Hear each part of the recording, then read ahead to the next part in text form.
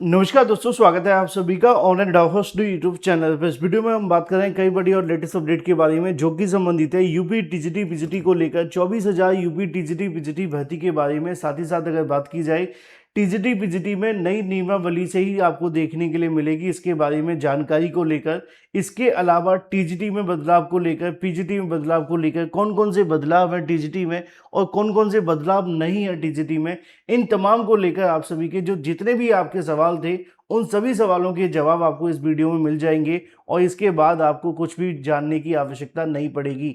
Detail में बात करते हैं। चैनल को सब्सक्राइब करके बेल आइकन को दबा लेना और वीडियो को लाइक कर देना, जिससे कि आपको रियल ऑथेंटिक जानकारियों की नोटिफिकेशन ऑनलाइन अडाफा स्टूडियो यूट्यूब चैनल के माध्यम से मिलते रहें। सीधे शुरुआत करते हैं मुद्दे की और बड़ी अपडेट के साथ, यानी कि 24,000 टीजीटी पीजीटी भर्ती के बारे में। उत्तर प्रदेश शिक्षा सेवा चयन आयोग के माध्यम से टीजीटी पीजीटी 2022 की जो भर्ती थी वो तो पुरानी नियमावली के आधार पर करवा ली थी, क्योंकि वो उसमें चाह कर भी संशोधन नहीं कर सकते थे। और उसकी सबसे बड़ी वजह क्या थी? उसकी सबसे बड़ी वजह आप जानते हैं कि वहाँ पर शिक्षा सेवा चयन आयोग के माध्यम से विज्ञापन नहीं निकाला गया था।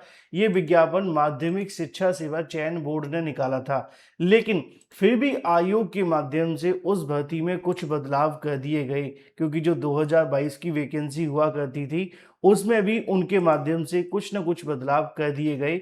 इस बात को कहा जा सकता है कि आयोग हमेशा से कहीं न कहीं नए तरीके से भर्तियों को कराना चाहता है। और अब जब बात की जा रही है नई भर्ती के बारे में, तो इसमें भी कुछ बदलाव आप सभी को देखने के लिए मिल रहे हैं। आपने देखा होगा पिछले कई दिनों से 24,000 भर्ती को लेकर जानकारी निकल कर आई थी। बहुत सारे अभ्यर्थी धरना प्रदर्शन कर रहे थे कि 24,000 पदों पर जो नई भर्ती होने वाली है उसमें नई नियमावली लागू न की जाए, यानी कि पुरानी नियमावली के आधार पर भर्ती होनी चाहिए। अब जब पुरानी नियमावली की बात की जाई थी तो मतलब वही था, जो 2022 की भर्ती है सेम उसको एज इट इज़ कॉपी कर दिया जाए और विज्ञापन निकाल दिया जाए। लेकिन ये बात पहले से ही संदेह में थी कि हो सकता है कि नई नियमावली में कुछ बदलाव ऐसे होंगे जो अभ्यर्थियों को थोड़ा दुख दे सकते हैं। अब सबसे बड़े बदलाव पे बात थी कि टीजीटी को लेकर जो प्री मेंस है वो लागू किया जा सकता है, क्योंकि उत्तर प्रदेश लोक सेवा आयोग के जो नियम है उसको उत्तर प्रदेश शिक्षा सेवा चयन आयोग पूरे तरीके से फॉलो भी कर रहा है। और टीजीटी और एलटी ग्रेड की जो भर्ती है वो एक समान भी कर दी गई है। तो प्री मेंस को लेकर काफ़ी ज़्यादा चर्चाएं चल रही थी, लेकिन इस पर जानकारी निकल कर सामने आ रही है कि आपकी जो नई भर्ती है उसमें प्री मेंस नहीं करवाया जाएगा। उसके पीछे का रीज़न उन्होंने दिया है कि ये जो आपकी भर्ती है अगर इसमें प्री मेंस लागू किया जाता है तो पहले प्रस्ताव बना करके शासन को भेजा जाएगा, फिर शासन इसकी अप्रूवल देगा और शासन के अप्रूवल के बाद तब जाकर के कहीं ये आपकी प्री मेंस लागू होगा। और इसमें लग सकता है समय, और इस समय नहीं है, क्योंकि आप जानते हैं कि आपके लिए आगे 2027 का जो चुनाव आने वाला है वो आपके लिए जितना महत्वपूर्ण है उससे ज़्यादा सरकार के लिए भी है। तो इसी वजह से अभी प्री मेंस तो लागू होने के चांसेस नहीं है और ना ही होंगे, लेकिन जीएस के आने के चांसेस काफ़ी ज़्यादा प्रबल हैं। और उसके पीछे की वजह है कि अभ्यर्थियों की थोड़ी तार्किक जानकारी का कहीं ना कहीं परीक्षण करना, जिससे कि अभ्यर्थी कितने सक्षम है ये जानने की पूरी कोशिश करना। तो जीएस के आने के चांसेस बहुत ज़्यादा हैं। सोशल मीडिया साइट्स पर इसको लेकर जानकारी भी मिल रही है। हाँ, अब आपके मन में सवाल होगा कि सर यहाँ पे जो लिखा है टीजीटी पीजीटी नई नियमावली से ही होगी, वो मैं आपको बाद में दिखाऊंगा, लेकिन पहले कुछ बदलाव के बारे में जानकारी दे दूं। ठीक है, सबसे पहली बात अगर की जाए नेगेटिव मार्किंग को लेकर। अब नेगेटिव मार्किंग के बारे में चर्चा इसलिए चल रही है क्योंकि आप जानते हैं टीजीटी पीजीटी की भर्तियों में लाखों अभ्यर्थी आवेदन करते हैं। साल 2022 की भर्ती को उठा करके देख लिया जाए तो तकरीबन 13 लाख अभ्यर्थियों ने इसमें आवेदन किया था।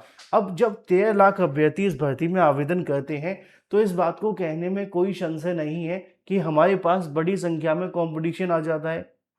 तो कंपटीशन को मिनिमाइज कैसे किया जा सकता है? अच्छे से अच्छा एग्जाम का पैटर्न बना करके, जीके जीएस ला करके और थोड़ी सी नेगेटिव मार्किंग का तड़का लगा करके। इससे क्या होगा कि नेगेटिव मार्किंग से तुक्के लगाने वाले जो अभ्यर्थी हैं वो टेक्निकली इस कंपटीशन से बाहर हो जाएंगे। दूसरे वो अभ्यर्थी जो जीएस में थोड़े से उनको कहा जा सकता है तैयारी नहीं होगी, उनको थोड़ा सा कहीं न कहीं बाहर किया जा सकता है। तो इससे कॉम्पिटिशन को थोड़ा मिनिमाइज़ किया जा सकता है और ये पूरे तरीके से एक तरीके से कहा जा सकता है कि सरकार के हाथ में, आयोग के हाथ में, कि उनका प्रोसेस तो वही है ना कि जितने आवेदन करें, उसमें से बेस्ट अभ्यर्थियों को चुनें। अगर नेगेटिव मार्किंग लागू होगी तो कन्फर्म है, जिनको क्वेश्चन पता होगा वही लगाएँगे और जिनकी नेगेटिव मार्किंग लागू होने की वजह से बाहर होंगे, वो निश्चित तौर पे आप जानते हैं उनका एक तरीके से छँटनी हो जाएगी।